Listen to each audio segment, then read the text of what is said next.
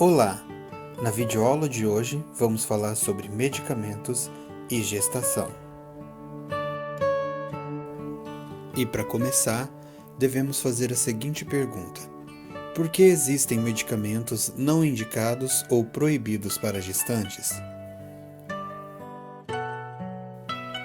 Sabemos que nenhum medicamento é 100% seguro, isento de efeitos adversos.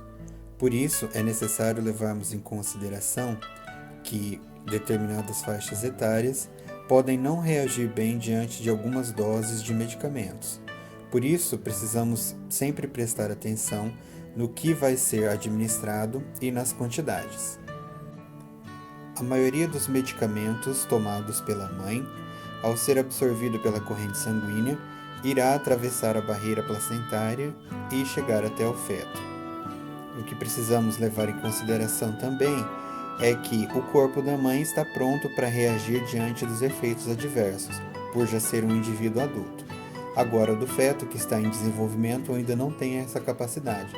Portanto, um medicamento que para a mãe possa parecer inofensivo, para a criança pode trazer grandes problemas. A necessidade de estudos e uma classificação de risco surgiu a partir do caso talidomida. A talidomida é um medicamento que, a princípio, foi desenvolvido para tratar dos sintomas de desconforto durante a gestação, como náuseas e irritabilidade. O problema é que, nas mulheres que fizeram uso deste medicamento, constatou-se que grande parte dos fetos apresentaram uma doença chamada focomelia. A focomelia é uma doença grave que causa um encurtamento dos membros superiores e inferiores, dos braços e das pernas, e também pode trazer comprometimentos cardíacos e também renais.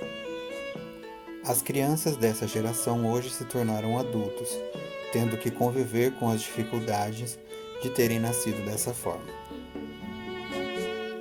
Depois deste problema e de muitos outros estudos, a talidomida foi descontinuada para esse público e passou a ser utilizado em casos mais específicos.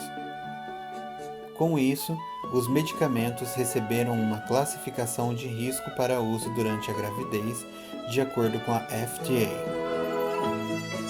Esta classificação coloca os medicamentos em 5 categorias de risco. Categoria de risco A: estudos em mulheres não demonstram risco para o feto no primeiro e demais trimestres. Categoria de risco B: estudos em animais não demonstraram risco fetal, mas não há estudos no ser humano. Categoria de risco C: relatos em animais revelam efeitos adversos no feto. Não há estudos controlados em mulheres e animais. Os medicamentos devem ser administrados somente se o benefício justificar o potencial de risco.